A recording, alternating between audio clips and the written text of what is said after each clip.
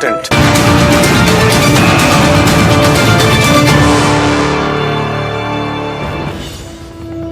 প্রধানমন্ত্রী মোদীকে ফের চিঠি মুখ্যমন্ত্রী মমতা বন্দ্যোপাধ্যায়ের। ধর্ষণে কড়া আইন চেয়ে দ্বিতীয়বার চিঠি লিখলেন মুখ্যমন্ত্রী। কদিন আগেই প্রধানমন্ত্রীকে চিঠি দিয়েছিলেন মমতা বন্দ্যোপাধ্যায়, কিন্তু প্রধানমন্ত্রীর কোনো জবাব না পেয়ে ফের চিঠি বলে উল্লেখ। সোমরাজ আমাদের প্রতিনিধি রয়েছেন। সোমরাজ, কি জানা যাচ্ছে এই চিঠি নিয়ে? দেখো, ধর্ষণ বিরোধী কড়া আইন চেয়ে মুখ্যমন্ত্রী মমতা বন্দ্যোপাধ্যায় গত 22শে আগস্ট প্রধানমন্ত্রী নরেন্দ্র মোদীকে চিঠি দিয়েছিলেন, কিন্তু তারপর থেকে সেই চিঠির কোনো উত্তর প্রধানমন্ত্রী নরেন্দ্র মোদীর তরফে না আসায় ক্ষোভ প্রকাশ করলেন মুখ্যমন্ত্রী মমতা বন্দ্যোপাধ্যায়।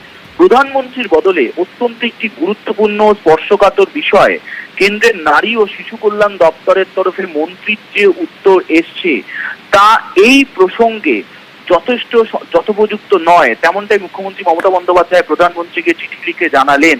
পাশাপাশি কেন্দ্রের নারী ও শিশু কল্যাণ দপ্তরের মন্ত্রীর তরফে রাজ্যের যে বিভিন্ন ইস্যু নিয়ে প্রশ্ন করা হয়েছিল গত 25শে আগস্ট, সেই পরিপ্রেক্ষিতেও মুখ্যমন্ত্রী মমতা বন্দ্যোপাধ্যায় এখনো পর্যন্ত রাজ্যের তরফে পস্কো কোর্ট থেকে শুরু করে ফাস্ট ট্র্যাক স্পেশাল কোর্ট নিয়ে কি কি পদক্ষেপ নেওয়া হয়েছে সেই বিষয়েও বিস্তারিত লিখলেন মুখ্যমন্ত্রী মমতা বন্দ্যোপাধ্যায়।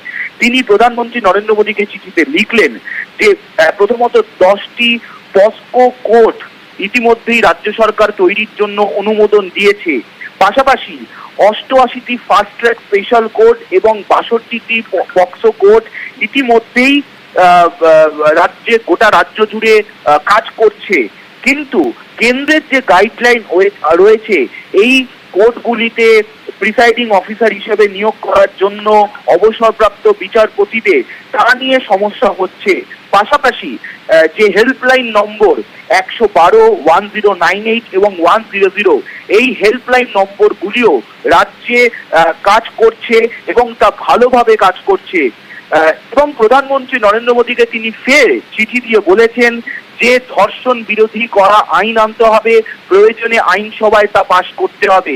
মুখ্যমন্ত্রী মমতা বন্দ্যোপাধ্যায় এই নিয়ে দ্বিতীয়বার প্রধানমন্ত্রী নরেন্দ্র মোদীকে চিঠি লিখলেন এবং এর আগে যে চিঠি 22শে আগস্ট মুখ্যমন্ত্রী মমতা বন্দ্যোপাধ্যায় দিয়েছিলেন প্রধানমন্ত্রী নরেন্দ্র মোদীকে, সেই চিঠির প্রেক্ষিতে কেন সন্তোষজনক উত্তর এলো না, যেখানে এটি একটি অত্যন্ত স্পর্শকাতর বিষয়, তা নিয়েও প্রশ্ন তুলে সরব হয়েছেন মুখ্যমন্ত্রী মমতা বন্দ্যোপাধ্যায়।